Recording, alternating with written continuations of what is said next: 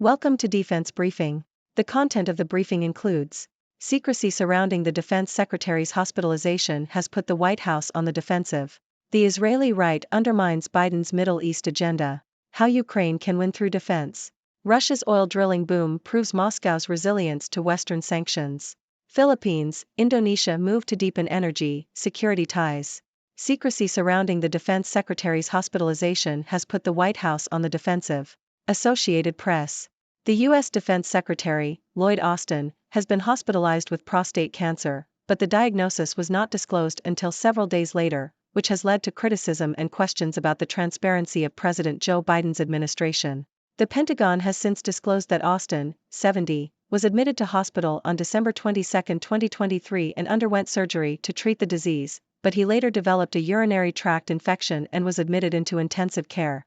Senior Republicans are investigating whether Austin failed to inform Congress as legally required, while Biden administration officials are privately criticizing Austin's lack of transparency. This controversy also brings Biden's own health under scrutiny, as the oldest-ever president seeks re-election and faces regular questions about his age. The Pentagon is reviewing its own procedures following Austin's secrecy, and the White House has stated that it is committed to promptly releasing medical information about Biden. The Israeli right undermines Biden's Middle East agenda. Washington Post. The Biden administration is trying to navigate the difficult path of supporting Israel in its conflict with Hamas while mitigating the humanitarian crisis in Gaza and containing the conflict. Secretary of State Antony Blinken has been delivering messages from Arab counterparts to Israel, urging them to scale back their military operations and expand humanitarian assistance to the population in Gaza. The Biden administration is also pushing for substantive engagement and investment from Israel's Arab neighbors, the return of non-Hamas Palestinian administrative rule to Gaza, and the revival of a political track for the two-state solution. However, the far-right coalition led by Prime Minister Benjamin Netanyahu is obstructing these efforts. Proponents argue that Netanyahu wants to drag out the war in Gaza to appease his far-right allies and may even consider further escalation on the northern front. The Biden administration is also facing the reality that the lack of political and civil rights for Palestinians living under Israeli occupation can no longer be ignored. The Biden administration had hoped to prioritize Israel's normalization of ties with Saudi Arabia and shift its focus to the Asia-Pacific and the challenges posed by a rising China.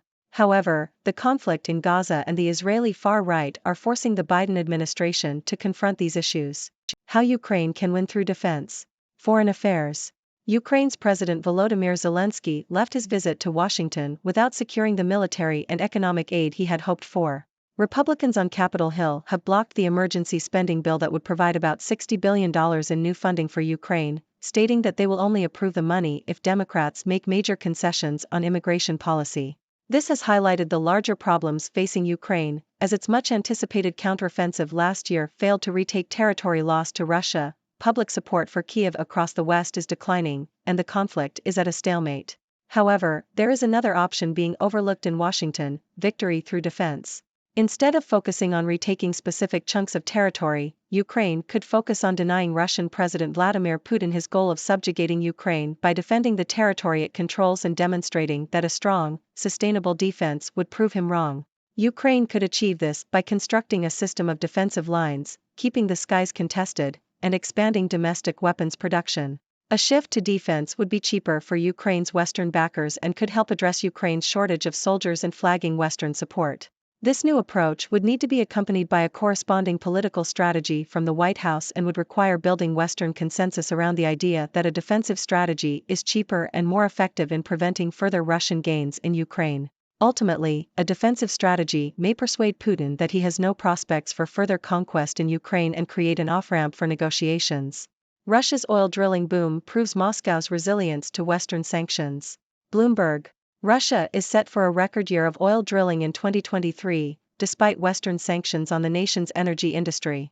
The increase in drilling activity is evidence of Russia's resilience to sanctions and its ability to maintain oil production despite international isolation. However, the pace of drilling is also a warning sign, as it suggests that the industry is working harder to maintain output from its oldest wells, and new projects may struggle to adapt to the country's changed circumstances.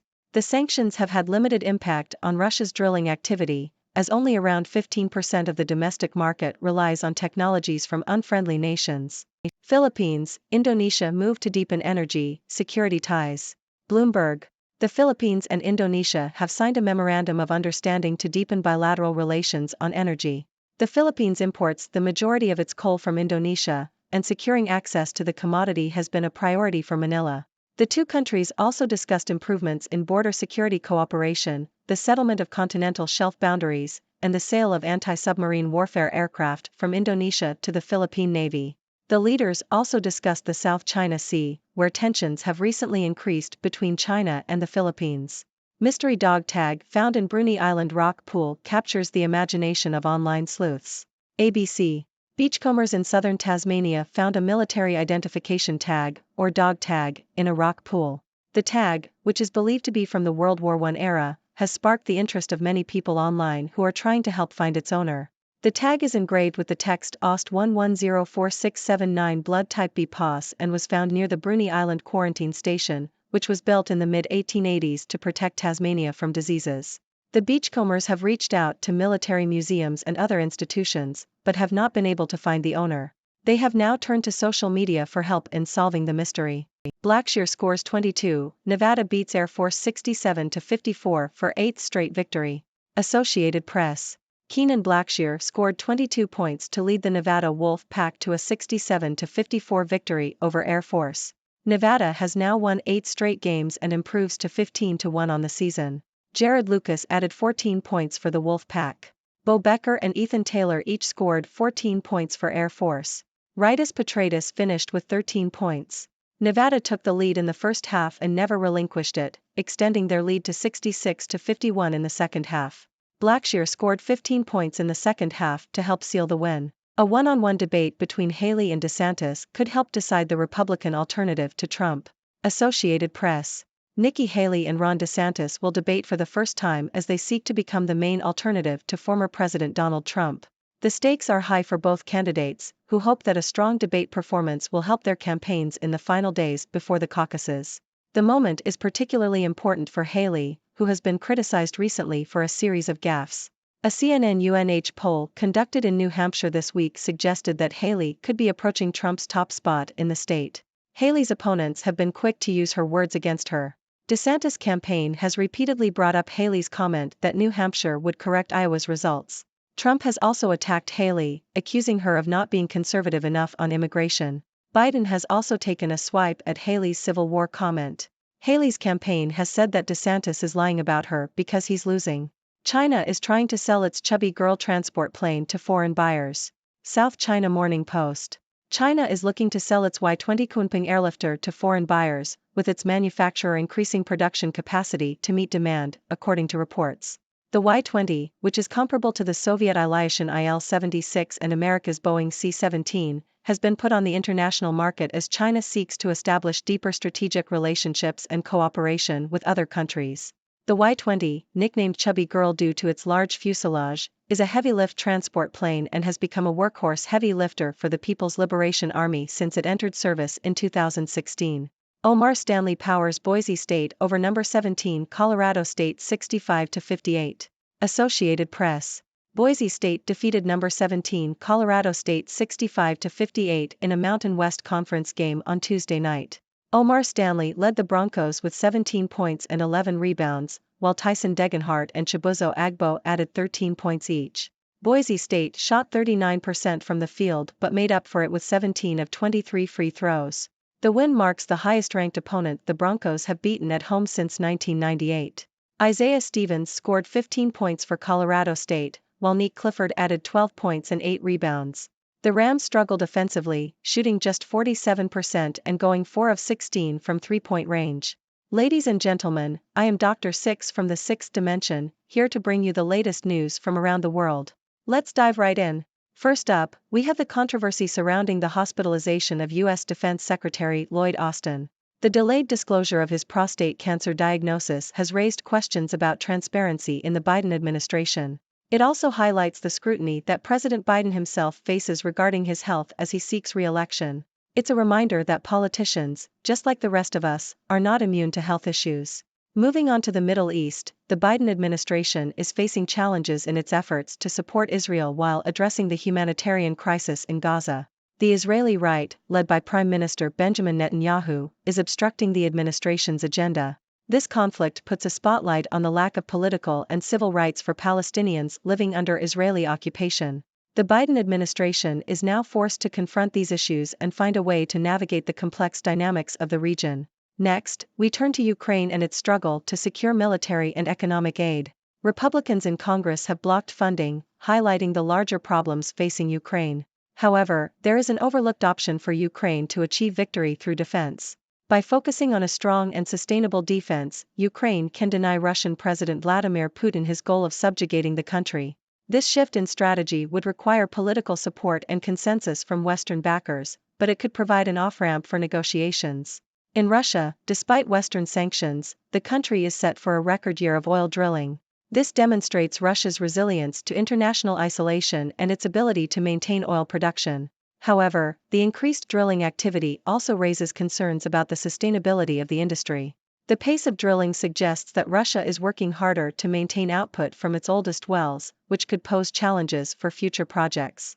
Moving to Southeast Asia, the Philippines and Indonesia are deepening their bilateral relations on energy. The Philippines relies on coal imports from Indonesia, and securing access to this commodity is a priority for Manila. The two countries are also discussing improvements in border security cooperation and the sale of anti-submarine warfare aircraft. The tensions in the South China Sea are also on the agenda, as China's actions continue to raise concerns in the region.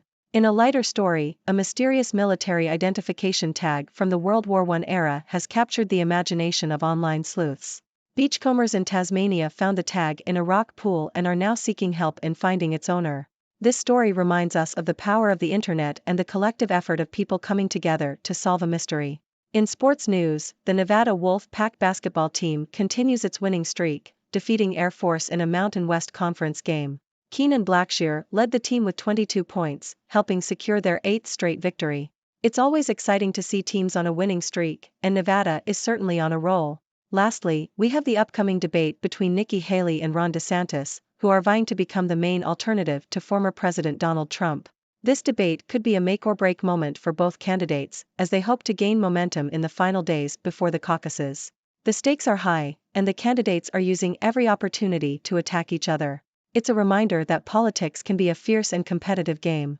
That's all for today's news, folks. Remember, these are just the headlines, and there's always more to the story. I'd love to hear your thoughts on these topics. What do you think about the transparency issues in the Biden administration? How can Ukraine achieve victory through defense? And who do you think will come out on top in the Haley-DeSantis debate? Share your ideas and questions, and let's keep the discussion going. Thank you for tuning in. The content above showcases the latest briefing reports and analytical synopses, thoughtfully curated by the 6Do team. These insights stem from a wide array of reputable media outlets, think tanks, government sources, and specialized experts worldwide. We encourage you to explore these sources for a comprehensive perspective. Keep in mind that while the content may not always align with the official standpoint of 6Do Brief, it's not meant to be taken as absolute directives for decision-making. Comprising seasoned media professionals, learned scholars, and accomplished scientists, the 6Do team embodies a trailblazing, fully independent media entity. To customize 6Do Brief to meet your professional needs, you have the option to subscribe to a diverse array of briefings on our website, 6dobrief.com. Regardless of your location, you can conveniently receive 6Do Brief via email.